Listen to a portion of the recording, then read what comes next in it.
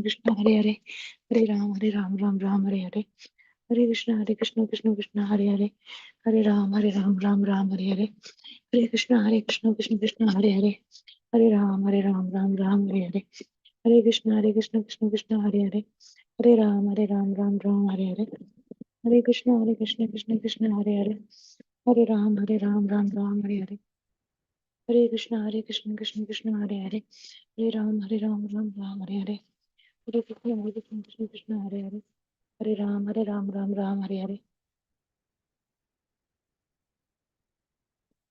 Hare Krishna Krishna Krishna Hare Hare, Hare Ram Ram Hare Hare, Hare Krishna Krishna Krishna Hare Hare, Hare Ram Ram Hare Hare, Hare Krishna Krishna Krishna Hare Hare, Hare Ram Ram Hare Hare, Hare Krishna Krishna Krishna Hare Hare, Hare Ram Hare Hare.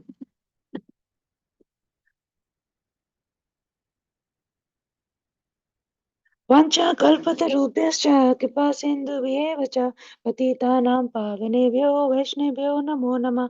जय श्री कृष्ण चैतन्य प्रभु नित्यानंद, श्री अद्वैत गदाधर शिवसादि गौर भक्तवृंदा।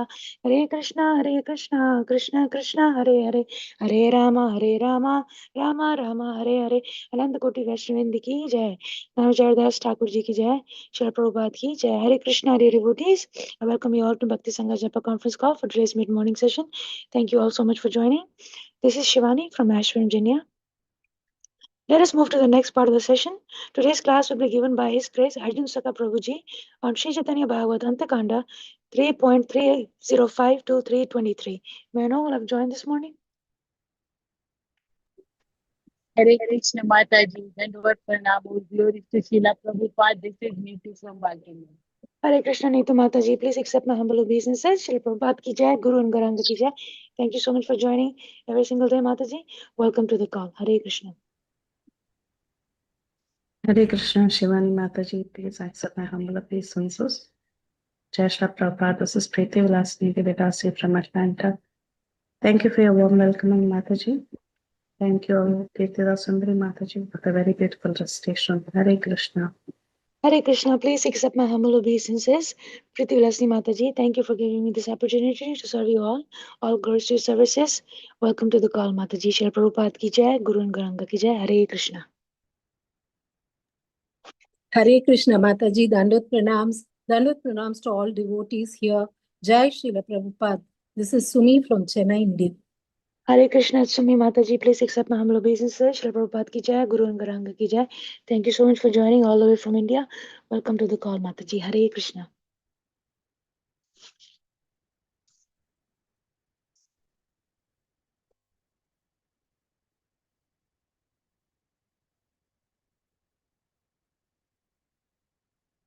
Hare Krishna, dear devotees. Once again, I welcome you all for this mid-morning session Bhakti Sangha Japa conference call.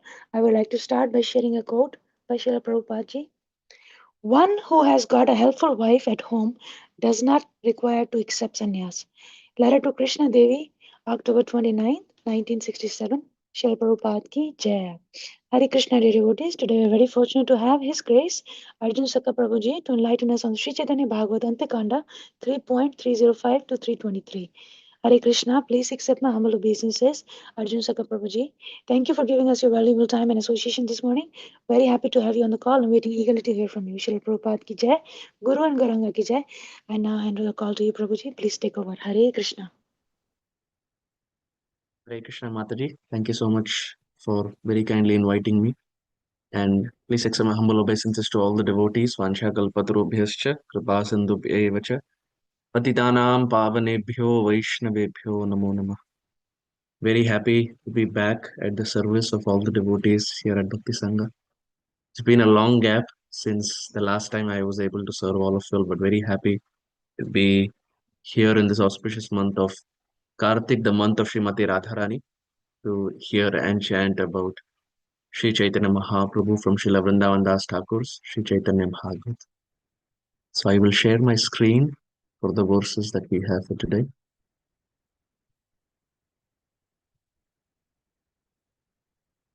So we are reading from text 305 all the way till 323. So that's but nearly about 20 verses. So we will first read the verses and the translation and then start our discussion. Text 305. कृष्णे के ऐला सब लोक खेय घाटे हे हरि करिते पार पड़िला संकटे. They soon came to the boat ghat, and the boatmen fell into anxiety over how to ferry everyone across the river. Sahasra sahasra loka ekanaye chade bada bada nauka se Krishna bhangi pade. Thousands of people climbed into each boat, so even the large boats broke apart. नानादि के लोक खेयारी रे वस्त्र दिया पार है जय सबे पार है जय सबे आनंदित हया. People joyfully crossed the river at various points by paying their fares with even clothing. नौका जे ना पाए तारा नाना बुद्धि करे घट घट भूके दिया के गंगाया संतरे. Those who could not find space in a boat swam across the river by floating on top of overturned pots. केह ना कलार गाछ बांधी करे भेला केह केह संतरिया जाए करी खेला. Some made boats by tying banana trees together, and some playfully swam across the river. All that we can see is there's so much enthusiasm to meet Chaitanya Mahaprabhu.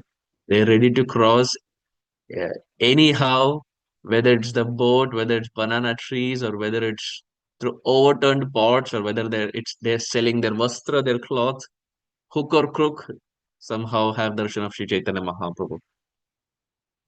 चतुर्दिखे सर्वलोक करे हरि ध्वनि ब्रह्मांड भेदये जेन मत शुनि. People in all directions chanted the name of Hari, and the sound vibration penetrated the entire universe. सत्वरे आशीला Vachaspati महाशय करिलेना अनेक नौकार samuchhay. When Vidya Vachaspati suddenly arrived, he gathered many boats to transport the people. The word samuchhay means gathered. नौकार अपेक्षा are केह नाही करे नाना मते पार हया जे जे मते पारे. But the people would not wait for the boats, and somehow or the other crossed the river. हेन अक्षरेण मन श्री चैतन्य देवे एहो की ईश्वर बिने अन्येर संभवे. Such was the attraction of Lord Chaitanya. Is such attraction possible for anyone other than Supreme Lord? हे नामते गंगा पार है सर्व जना सबे धरे वचस्पति रे charana.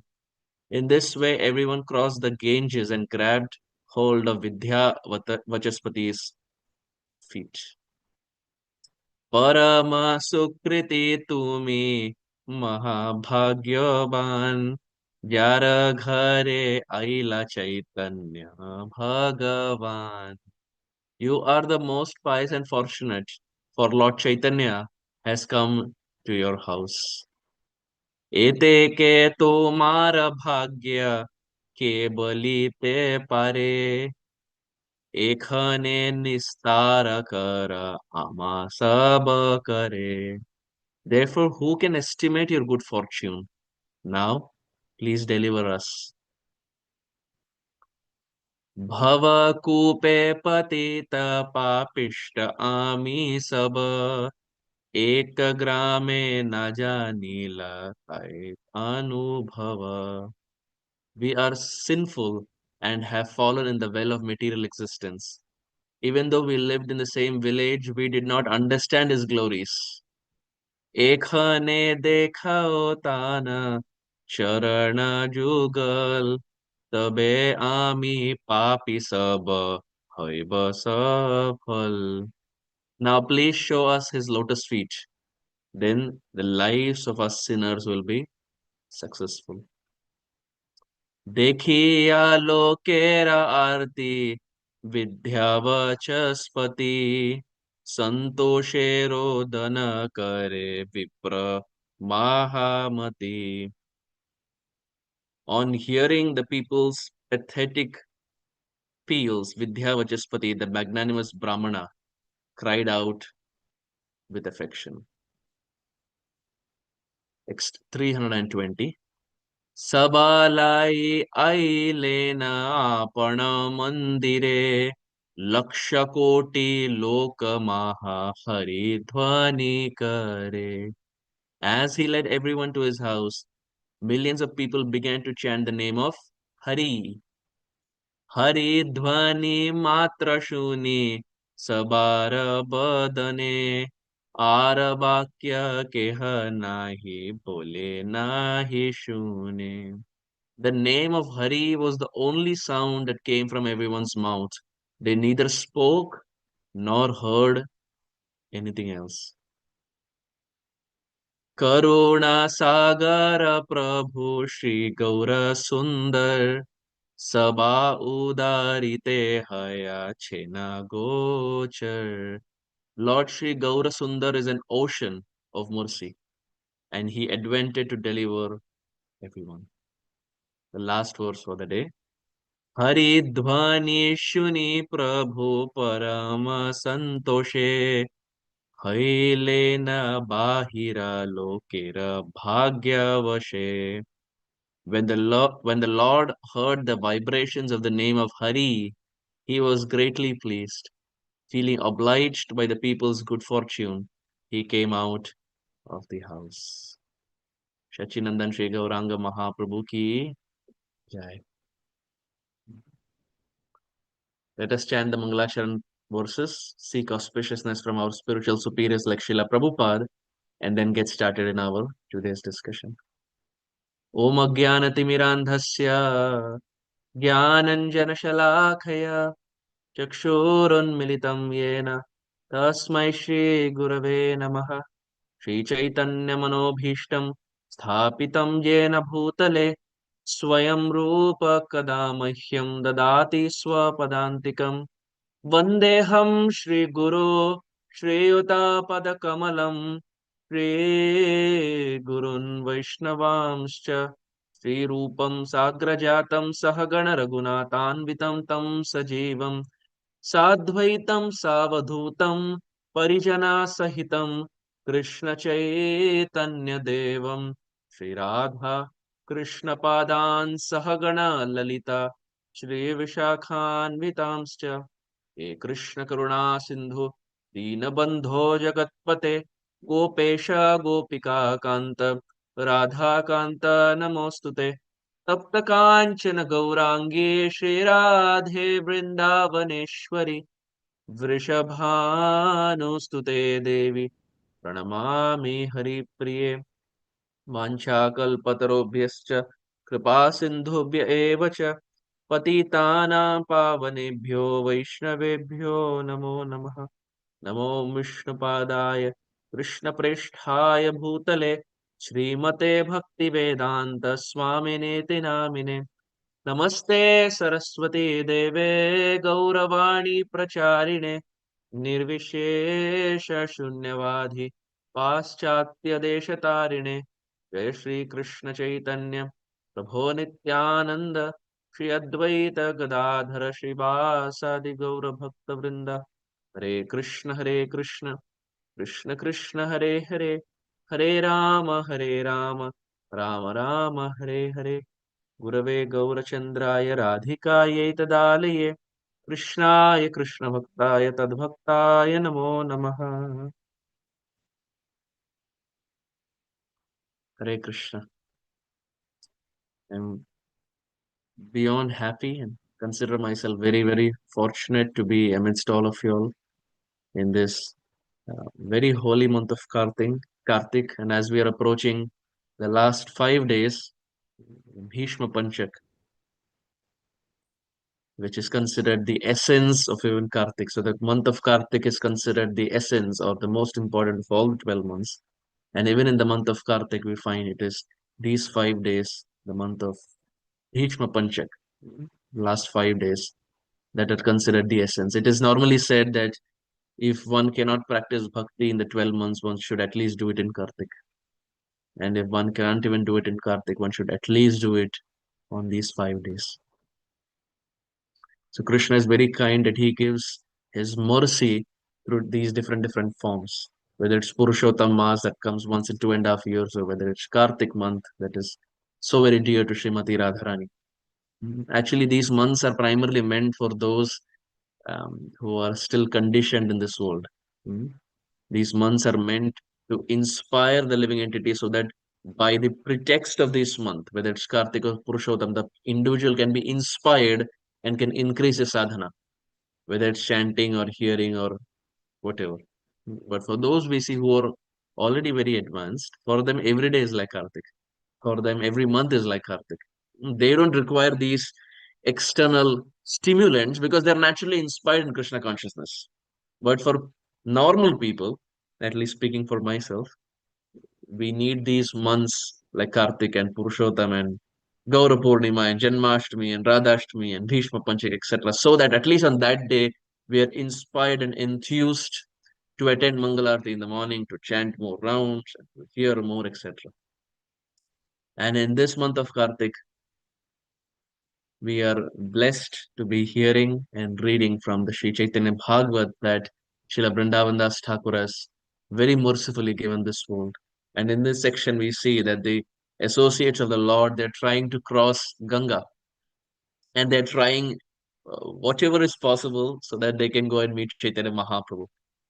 They are not even waiting for boats. They're tying banana leaves together. They're trying to sell their cloths. Some are swimming. Even when Vidyavachaspati comes, many are not even waiting for him. The fundamental agenda and the desire is yena kena prakarena. However it is, the mind should be absorbed in Chaitanya Mahaprabhu. The eye should be hooked down to Sri Chaitanya Mahaprabhu. So they are trying their level best with or without the boat. They're trying to cross and go and meet Sri Chaitanya Mahaprabhu. We see Sarvabhauma Bhattacharya in the Madhya of the Chaitanya Charitamrita, chapter 6. After Sarvabhauma Bhattacharya transforms, he composes two verses in the glorification of Sri Chaitanya Mahaprabhu. The first verse he says, Vairagya Vidya Nija Bhakti Yoga Shikshartameka Purusha Purana Shri Krishna Chaitanya Sharira Dhari Kripambudiyastamaham Prapadye. Sarvabhauma Bhattacharya writes, who is Chaitanya Mahaprabhu? And why is Mahaprabhu coming down to this world? And now it's very interesting. We see different associates of the Lord when they glorify Chaitanya Mahaprabhu. They glorify Chaitanya Mahaprabhu based on their interaction, based on their realization. When Rupa Goswami writes a verse, or when Sanatan Goswami writes a verse, or when Das Goswami glorifies Chaitanya Mahaprabhu, all three are correct because all three are glorifying the Lord based on the realization that the Lord has infused in their heart. Shri रूप हृदय प्रभु शक्ति संचारीला सर्व तत्व निरूपणे Praveen Karila. Mahaprabhu infused the heart of Rupa Goswami and Mahaprabhu inspired Rupa Goswami so that he can write scriptures glorifying the Supreme Lord. So all of these associates, when they glorify the Lord, they give different reasons why Mahaprabhu comes down. And here we find Sarvabhauma Bhattacharya. When he is glorifying, he says Chaitanya Mahaprabhu comes down to teach three things to the world. What are the three things? Vairagya, that is renunciation. Mahaprabhu is coming down to teach renunciation to the world by, of course, his character. At the age of 24, we see Sri Chaitanya Mahaprabhu left home to accept sannyas. So that's first, Vairagya. Second, Vidya, knowledge. There's no one more knowledgeable than Chaitanya Mahaprabhu. He spoke to Rupa Goswami. He spoke to Sanatan Goswami. He spoke to so many other personalities. He spoke to Prakashananda Saraswati. He spoke to Sarabhabhauma Bhattacharya. He spoke to the intellectuals. He spoke to the classes. He spoke to the masses. He spoke to everyone. Mhm. Based on where they were positioned spiritually, Chaitanya Mahaprabhu spoke to all of them and inspired their heart and convinced them. Why? Because Mahaprabhu is the ocean of knowledge. Mhm. But it's not just knowledge, it is realized knowledge. So Vairagya, first he comes to teach renunciation. Second, Vidya or knowledge. And third, Nija Bhakti, which means devotion, devotion unto himself. Vairagya, Vidya, Nija Bhakti Yoga, Shikshartam Eka Purusha Purana. To teach this one principle to the world, he comes down to this world. But how does he come? Sri Krishna Chaitanya Sharira Dhari. He takes the Sharira. He accepts the form of Sri Krishna Chaitanya. That is the name Keshav Bharati Maharaj gave him when he accepted sannyas. Sri Krishna Chaitanya. Actually, the Acharyas very beautifully explain. Srila Gaur Govinda Maharaj also writes that on the day of Mahaprabhu's sannyas, it was such an ecstatic scene that Chaitanya Mahaprabhu was so ecstatic and the devotees were also so ecstatic that no one wanted Chaitanya Mahaprabhu to accept sannyas and no one wanted Mahaprabhu to lose his curly black hair. That our Acharya is right that for the barber it was the toughest client ever. Why? Because it took him one full day to shave off Chaitanya Mahaprabhu's head. Because the devotees were so ecstatic that no one wanted Chaitanya Mahaprabhu to be bald, but Mahaprabhu wanted sannyas. So for the barber for whom it was a daily affair, Mahaprabhu was a very difficult client because पूरा दिन लग गया मुंडन करने में. So we see that Chaitanya Mahaprabhu is coming down to teach these principles. Vairagya, Vidya, Nija Bhakti Yoga, Shikshartam Eka Purusha Purana, Shri Krishna Chaitanya Sharira Dhari Kripa Mudiyas Tamaham Prapanti. I offer my obeisances to that Chaitanya Mahaprabhu, who is an ocean of mercy and comes down to teach these principles to the world. Gadam Gadam Liyate Chitta Bringai. Sarvabhauma Bhattacharya writes that may my consciousness, Chitta, be a bringer. Bringer means honeybee.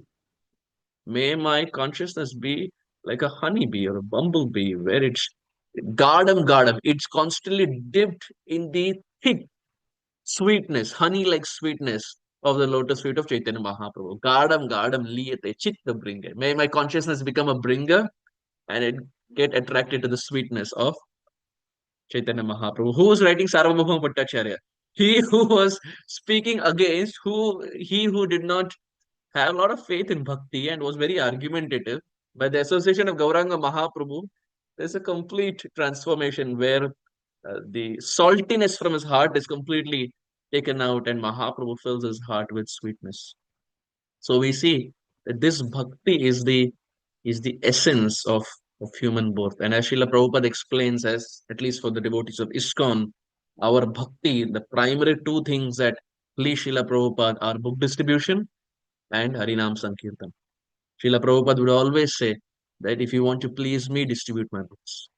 So many instances we have heard. If you want to please me, distribute my books. One time the devotees were in a room conversation with Srila Prabhupada and they asked Srila Prabhupada that, Prabhupada, if you distribute your books, will we go back home, back to Godhead?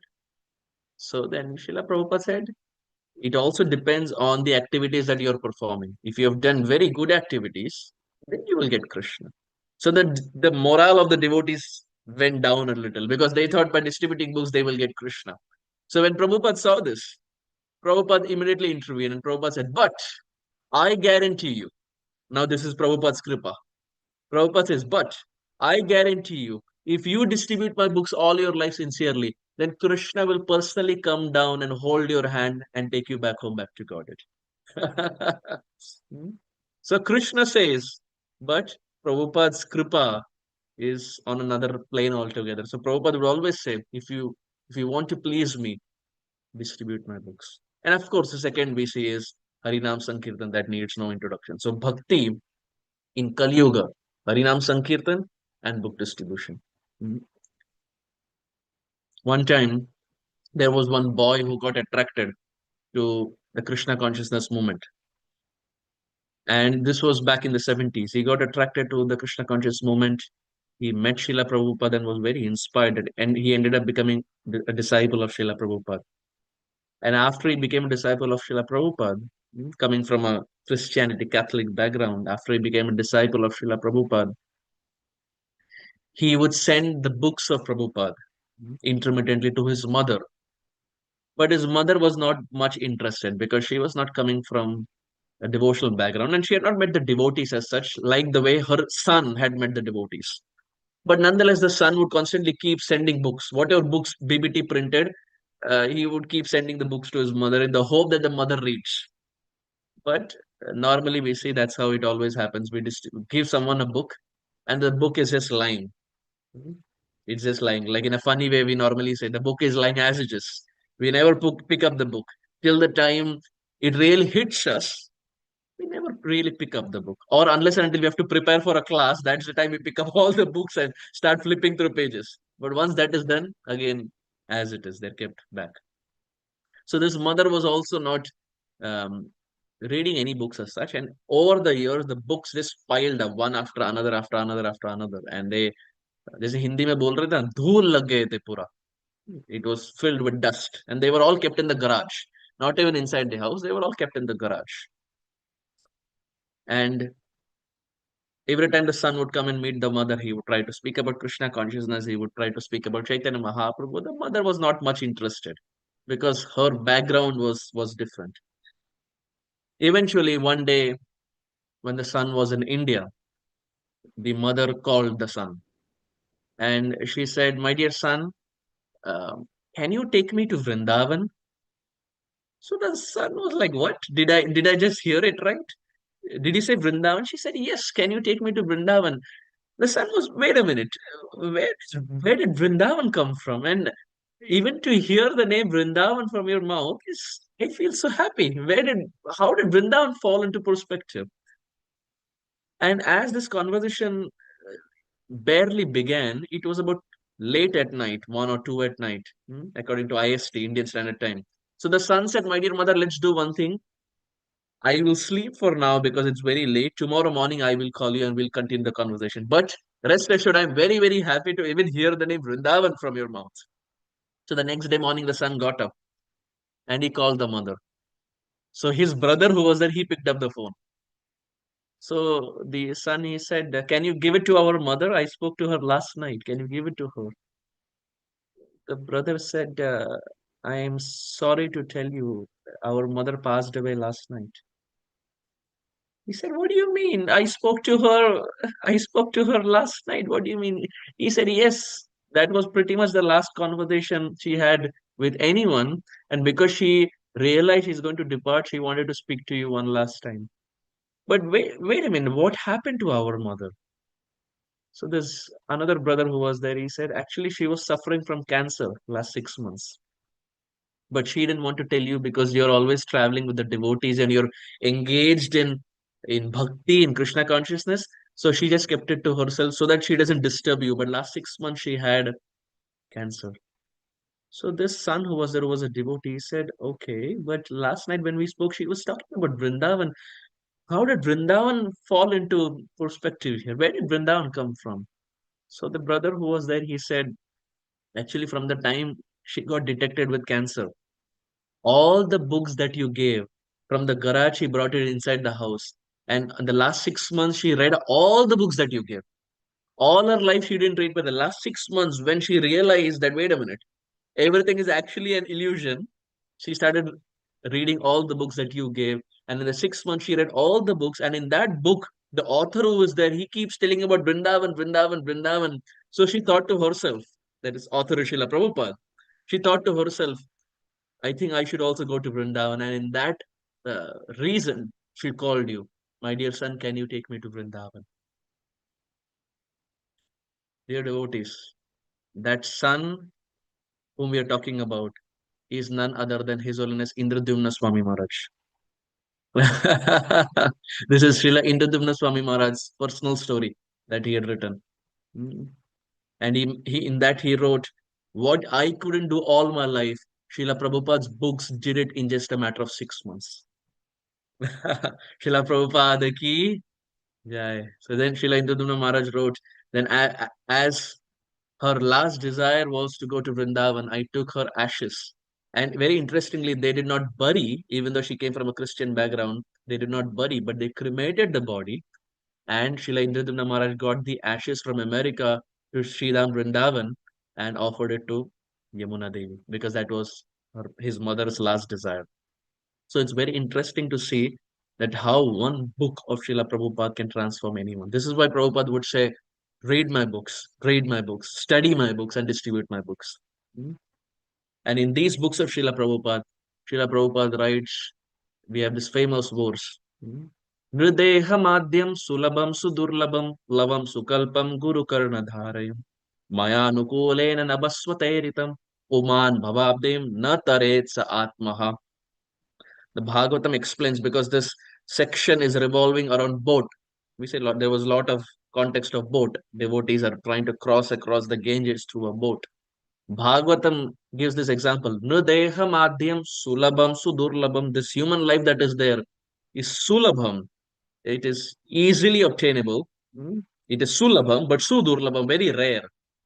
We have easily got it, but we fail to realize that बहुत पापड़ बेले hai. We don't realize the effort that has gone behind it to get one human life. Sometimes we take it very lightly because all that we see around are human beings. So we think, oh, it's very easily obtainable. But we see of the 84 lakh species that are there, the humans are the least. There's 4 lakh. Hmm. So Shukadev Goswami gives this example that human life is like a boat. Sri Guru is the captain of the boat. And the instructions of the Supreme Lord, like Gita, Bhagavatam, etc., they are like the favorable wind. All carry, that's the Guru, the boat, and the wind, the favorable instructions. All of these three together carry the living entity across Janma Mrityu Jara Vyadi. So we are just trying to take this analogy of here Chaitanya Mahaprabhu's associates are trying to get on a boat. But in the real context, the boat is the human birth. Sri Guru is the captain of that boat who commands the boat, who gives direction. And it is the Supreme Lord's instructions, Vani, which are like the favorable wind that takes the living entity across from one place to another. So we see this point that how essential is human birth and how it is compared to this rarely achieved life. Sometimes people say that, well, go let God shower mercy, फिर हम भक्ति करेंगे. Let Krishna shower mercy, then we will start bhakti. But actually, it's the other way around. First, we have to put endeavor, then Krishna showers mercy. Mother Yashoda, we're talking about Kartik month. Mother Yashoda first put effort. Drishtva parishramam Krishna kripaya asitsva bandhane. He put effort, parishramam. She was sweating, svinnam vaktram. Her face was filled with perspiration. She first put effort, then Krishna showered mercy. Dhruv Maharaj, even though he had material desires, he still first put effort. Then there was the dispensation of Krishna's mercy. So time and again, it has been seen that till the time the living entity doesn't put effort, Krishna doesn't shower mercy. The living entity, even if he puts little effort, Krishna's mercy is 10x. But the start, the Jiva has to do. Why? Because Krishna has already given the Gita. There's already Bhagavatam. There's already Chaitanya Charitamrita. These scriptures are already there. Now it is our duty, and it's so amazing that even the devotees, even the Krishna has given these books, the devotees go home to home, door to door to distribute. So literally, it's the nectar is there in our hands. Hmm? Like in English, they say, you can take a horse to the pond, but drink it must. एक घोड़े को तालाब तक लेके जा सकते हैं लेकिन पानी तो घोड़े को ही पीना पड़ेगा उसी प्रकार similarly devotees can inspire us. Prabhupada has given books, but at the end of the day we are the people who have to pick up the book and study the book. No one can force us. So we see these two scriptures, the favorable wind that we are talking about, Krishna's Vani Gita and Srimad Bhagavatam, and we see Gita and Bhagavatam, they flow very similar. The Bhagavad Gita that was spoken by Krishna and Srimad Bhagavatam that speaks about Krishna, they have a very similar journey. The Bhagavad Gita starts with an inquiry by Arjuna, who is confused on the battlefield. The Bhagavatam starts again with an inquiry from Parikshit Maharaj, who's also there in a battlefield, so to say, because he has only 7 days to live. The Gita primarily starts from the second chapter because we see the second chapter is contents of the Gita summarized. Krishna starts speaking later from the second chapter. Likewise, Srimad Bhagavatam, we see predominantly starts from the second canto, chapter 1 and 1 to 3. That's where Shukadev Goswami starts speaking. The essence of the Gita is presented in the middle, chapters 7 to 12, which is called the Bhakti Yoga. Similarly, in Srimad Bhagavatam, and the essence, which is 10th canto, is in the middle. Now, you may have a question, how is 10th canto in the middle? 12 canto hai, so 12 canto the middle will be 6th canto. How is 10th canto the middle? Well, actually, the Srimad Bhagavatam has 18,000 verses. And up until the 10th canto, first 9 cantos cover about 9,000 verses. So 10th canto, from a verse standpoint, falls exactly in the middle, and that's where the essence is kept. So just like Gita, where Sar, Bhakti is kept in the middle, in Bhagavatam also the Sar, the essence is kept in the middle. The Gita ends, the last 5 chapters, 13 to 18. We have Gyan and we have renunciation, etc. Similarly, we find in Bhagavatam also, the last 11 and 12 cantos, Krishna is speaking to Uddhav, which is Gyan, which is Vairagya, Uddhav Geet, as they say. So both have a very same journey. And both of these books, and including Chaitanya Charitamrita or Chaitanya Bhagavat, they're considered the favorable wind, with the human birth being the boat and Sri Guru being the captain. The one Prabhupada disciple, I'm living in Seattle, and here we have a Prabhupada disciple, and he was sharing in his memories that when he was living in France, he came to meet Srila Prabhupada, and he was going to a place called as Boulogne. So Boulogne is a place in the French coast. And he was going there through a hovercraft, which is very similar to a boat. It goes to the sea and very similar to a boat. So he's going through a hovercraft, and when he met Prabhupada, Prabhupada asked him, "So, are you going to Calais?" He said, "No, Prabhupada, I'm not going to Calais, I'm going to Boulogne." Prabhupada looked at him and said, "Are you sure?" So he said, "Yes, Prabhupada, I am not going to Calais, I'm going to Boulogne." Prabhupada again looked at him and said, "Are you sure?" And he said, "Yes, Prabhupada, I'm not going to Calais, I'm going to Boulogne."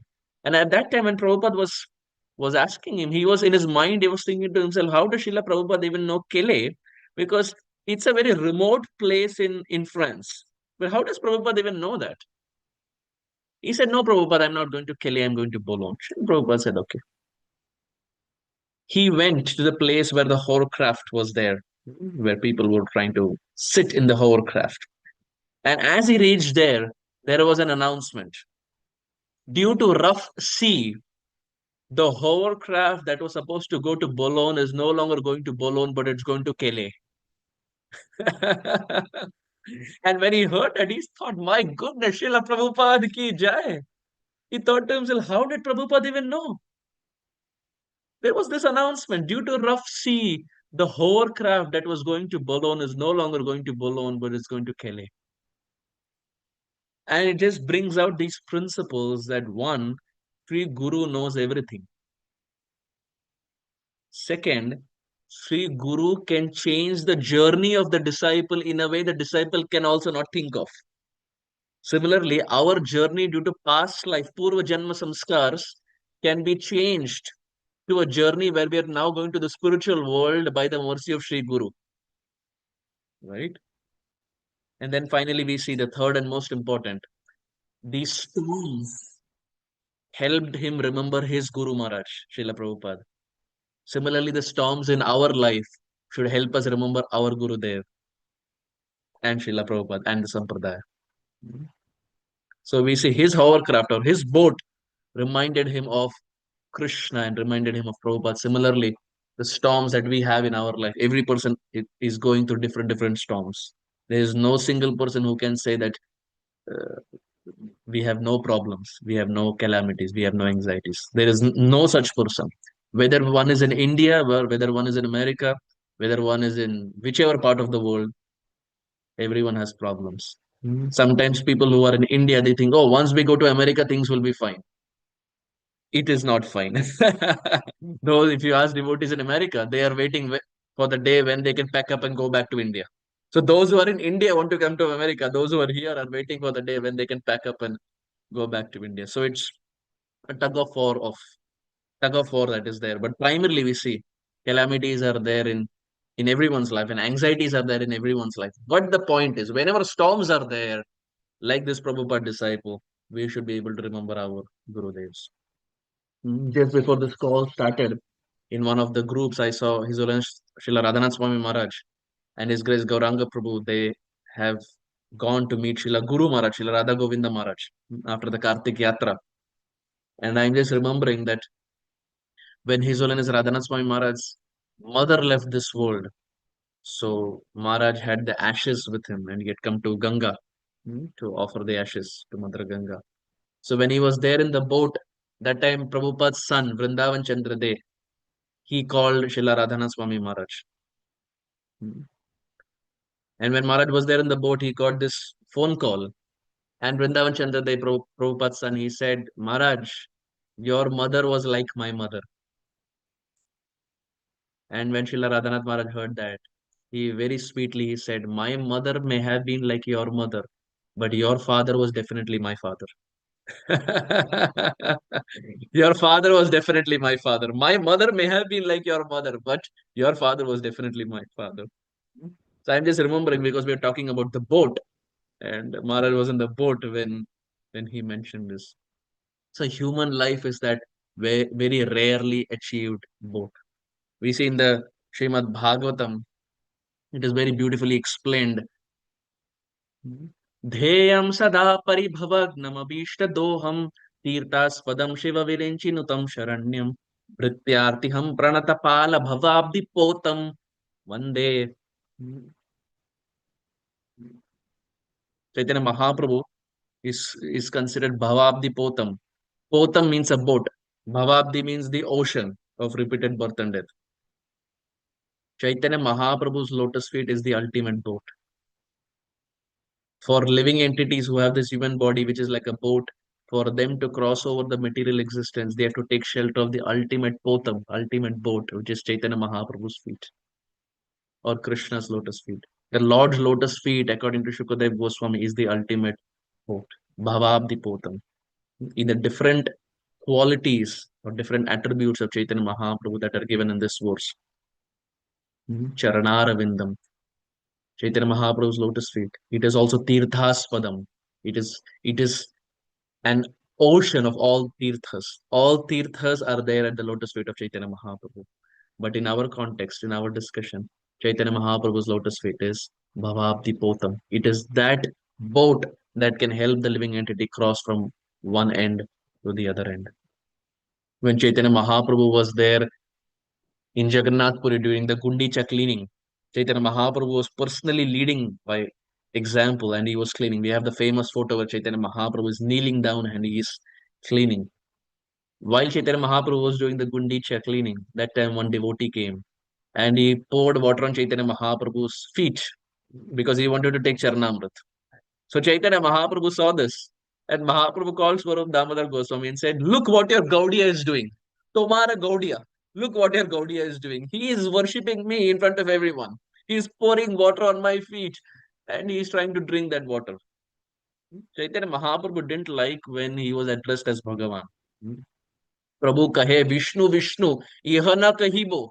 When someone would address him as Bhagavan, he would close his ears. Prabhu kahe Vishnu Vishnu, Vishnu Vishnu, ihana kahibo. Don't say this. So here was someone during Gundicha cleaning, he was trying to take Charanamrit of Chaitanya Mahaprabhu's lotus feet, and Mahaprabhu chastised him and called Swarup Damodar Goswami and said, look, Tomara Gaudiya, look what your Gaudiya is doing. So Swarup Damodar Goswami took him outside and asked him, what were you doing? Were you trying to wash the lotus feet of Chaitanya Mahaprabhu? He said, yes. Swarup Damodar Goswami said, good, very good. But don't do it in front of him. If you do it in front of him, he will not like it. But very good. Because we understand as devotees, as practicing Vaishnavas or Vaishnavis, we understand Chaitanya Mahaprabhu is Swayam Bhagavan. And his lotus feet is not different from Krishna's lotus feet. So it is Bhavabdi Potam. It is the ultimate boat for crossing over the material existence. When Mahaprabhu spoke to Sripad Sanatan Goswami, and after they had a long conversation, Sanatan Goswami looked at Chaitanya Mahaprabhu and said, "My dear Lord, how do I assimilate all this? How do I realize all this? You have given me so much. How do I realize all this?" And he offered his obeisances. Sanatan Goswami offered his obeisances to Chaitanya Mahaprabhu. And as he offered obeisances, Mahaprabhu kept his lotus feet on the head of Sanatan Goswami. By the touch, by the sparsha of the lotus feet of Sri Chaitanya Mahaprabhu, Sanatan Goswami was able to assimilate and realize everything that he heard from Gauranga Mahaprabhu for the past 60 days at Manikarnika Ghat. So we see even if someone, even for those who are the six Goswamis, the associates of the Lord, even they take shelter of Mahaprabhu's lotus feet. Why? Because they are Potam, they are the ultimate boat. When Chaitanya Mahaprabhu was there in Jagannath Puri, Shivananda Sain came to meet Chaitanya Mahaprabhu. Shivananda Sain was that personality whenever the devotees would go for any yatra. You see, now it is Kartik time, so Vrindavan and Mayapur and Jagannath Puri, we have so many yatras conducted by so many spiritual masters in our movement. Mhm. But in all these yatras, you need someone who can help in arranging. It can be cooking, or it can be stay, or it can be different things. Shivananda Sain was that personality in Mahaprabhu's Leelas who would arrange everything. Whenever devotees from Bengal would come, it was Shivananda Sain who would arrange everything for uh, the devotees. So when Shivananda Sain came to meet Sachinandan Gauranga Mahaprabhu, his son was very small, crawling, very small.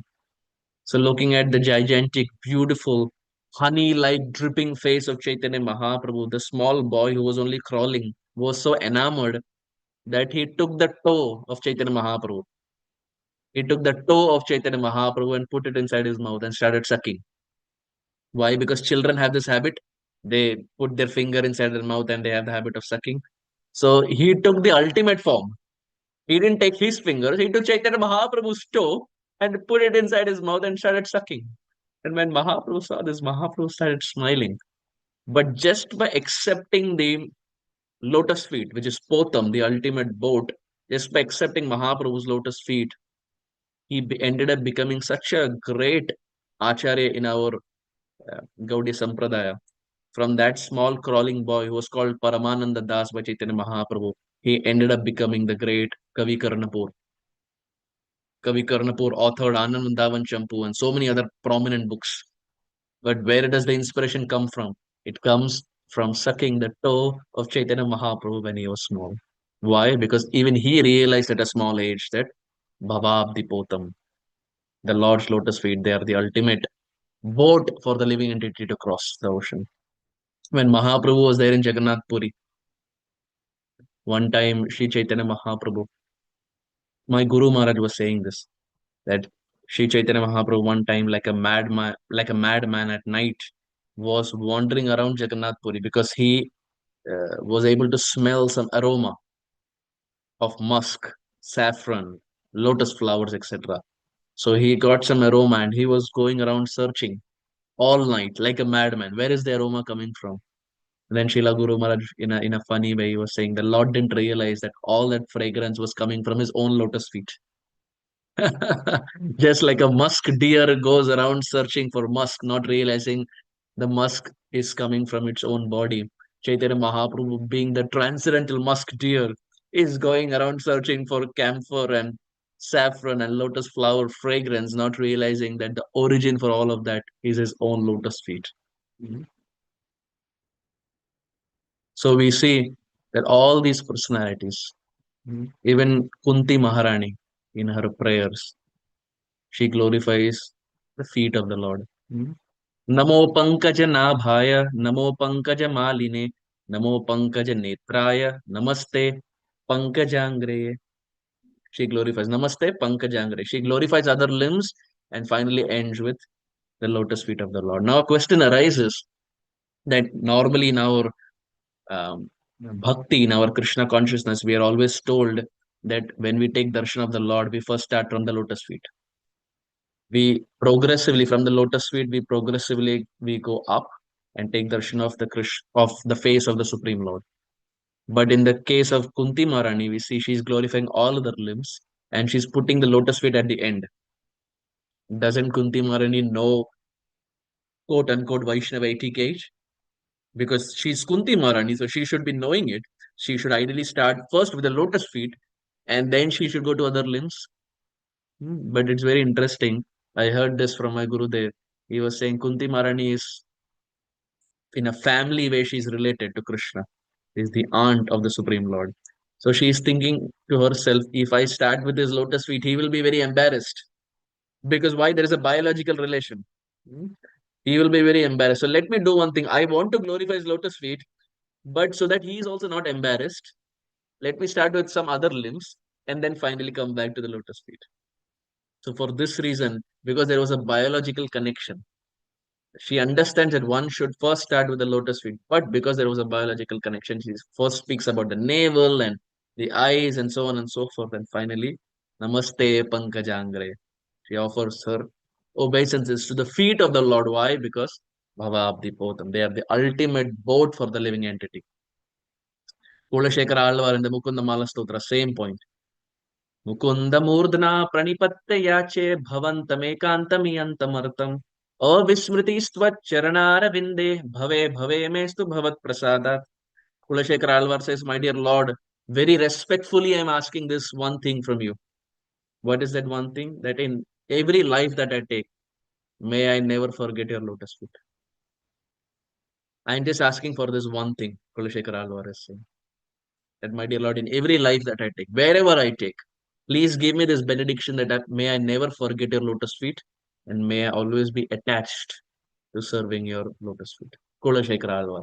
So now we will say it's not just Gaudi Sampradaya, it's across Sampradayas. Kulashekara Alvar was in the south. Even though we revere him so much in the south, is very worshipable. Kulashekara Alvar, Ramanujacharya, Madhvacharya, etc. So Kulashekara Alvar is also writing the same thing. Kunti Maharani is also writing the same thing. Sanatan Goswami is also saying the same thing. Kavi Karnapur is also saying the same thing. All of these personalities are praying for this one thing. Tomar at Gaudiya, that associate of Chaitanya Mahaprabhu, he's also doing the same thing. All of them unanimously are taking shelter of the lotus feet of the Lord. Why? Because that's the only real boat that the living entity can aspire for. If this boat has to go across the ocean, it has to take shelter of the bigger boat. Mahaprabhu's lotus feet is not just a boat, it's like a ship. Our body is like a boat. His body or his lotus feet, they're like a ship. This boat has to take shelter of that ship in order to cross Janma Mrityu Jara Vyadi.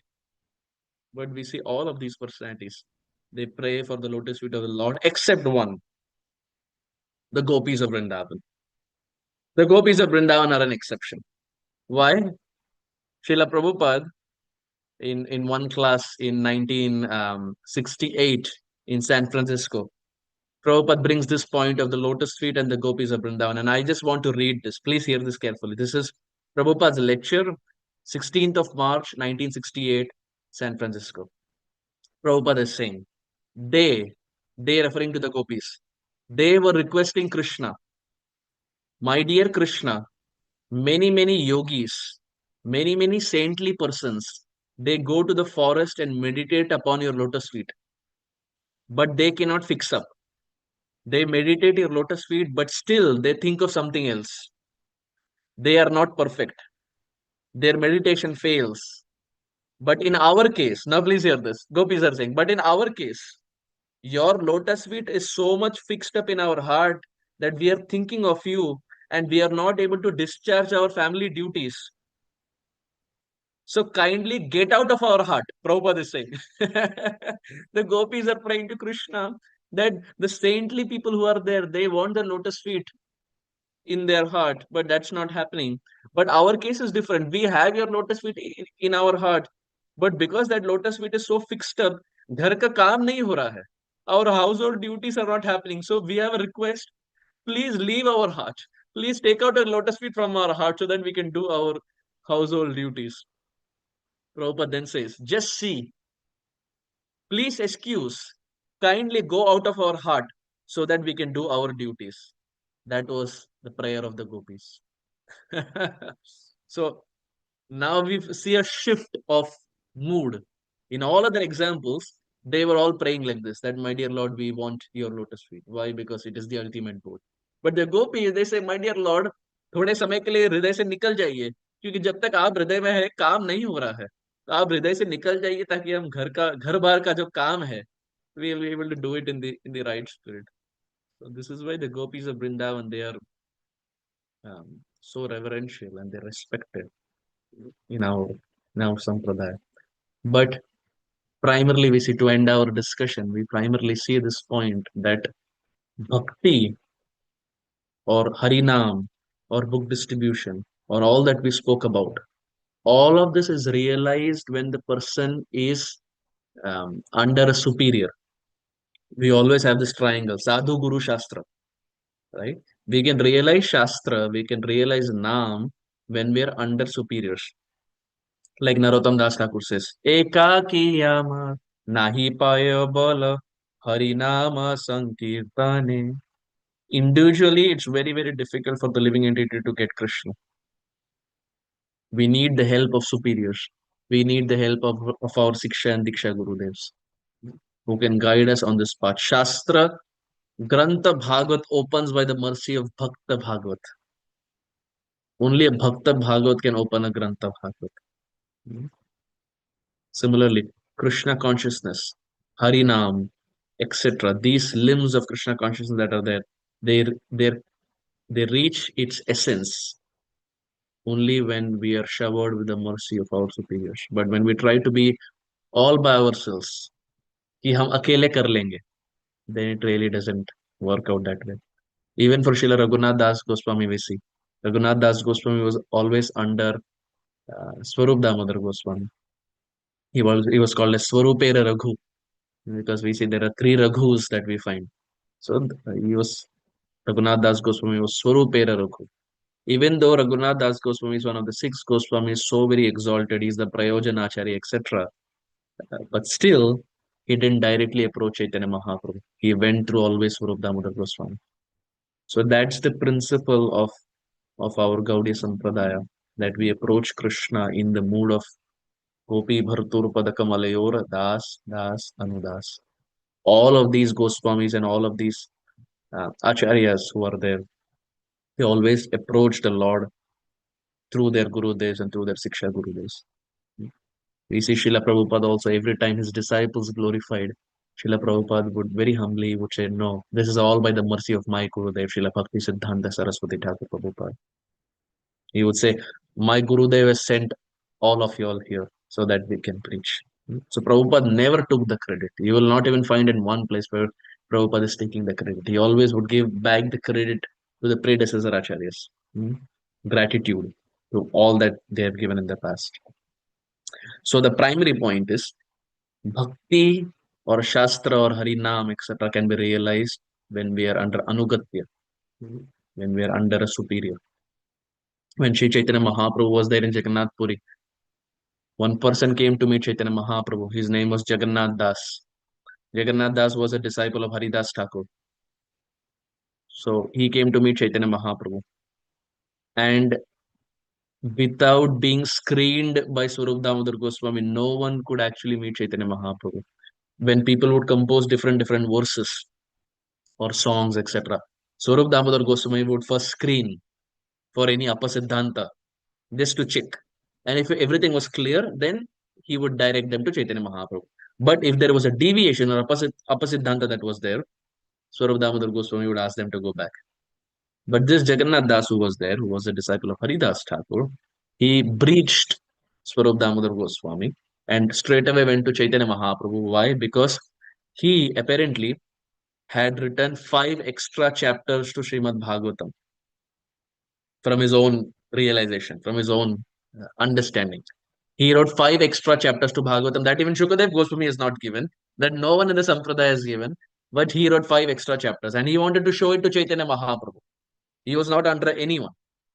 He breathed Swarup Damodar Goswami. He did not ask Haridas Thakur. Straight away went to Chaitanya Mahaprabhu. When he gave it to Mahaprabhu, Chaitanya Mahaprabhu, in a very humble mood, he said, "Oh, I don't understand all this. This is all very esoteric stuff. This is all very high class. I don't understand all this." Who is saying Chaitanya Mahaprabhu? Mahaprabhu, who is the essence of Bhagavatam, is Chaitanya Mahaprabhu. But that Chaitanya Mahaprabhu, in a very humble mood, because he realized that he didn't come through a superior. Chaitanya Mahaprabhu says, "Oh, I am very, I don't understand all this. This is very high class. You are Ati body. Ati body means you have become very great. You have become very great. You're Ati body. I can't understand these five extra chapters." Now, Mahaprabhu actually used satire, he used sarcasm.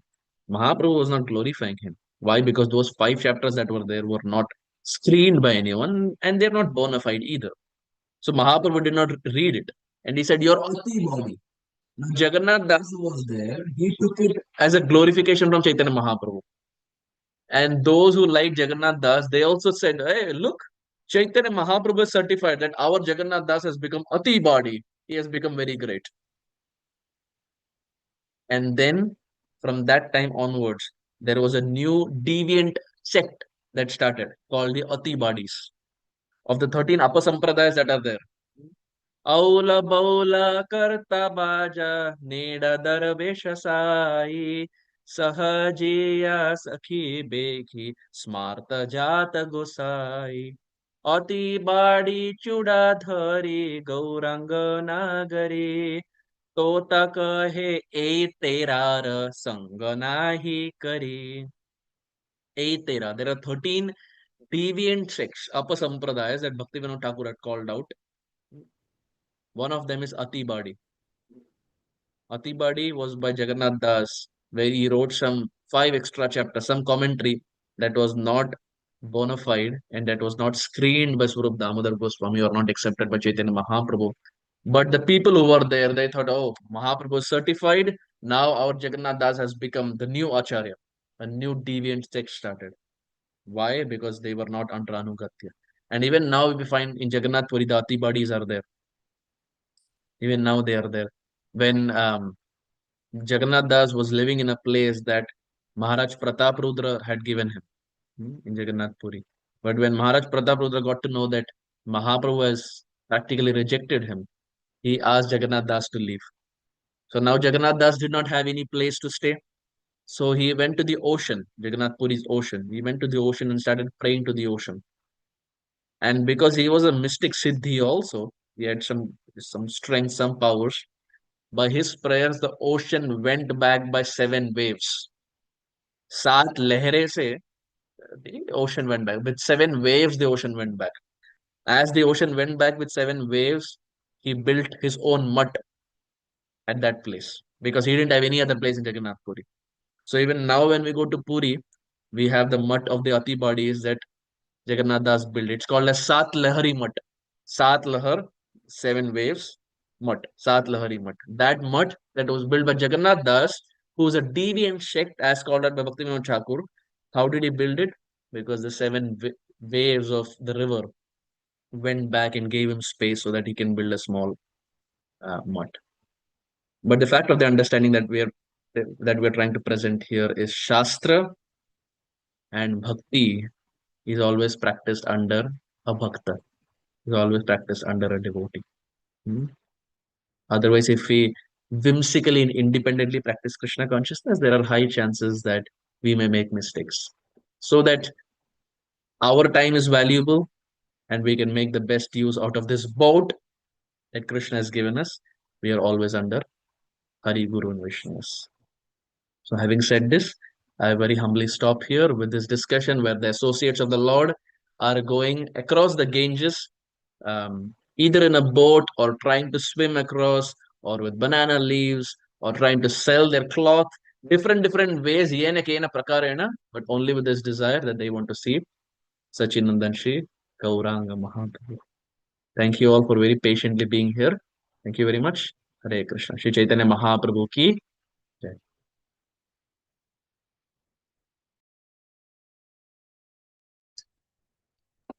Hare Krishna, Arjun Saka Prabhuji.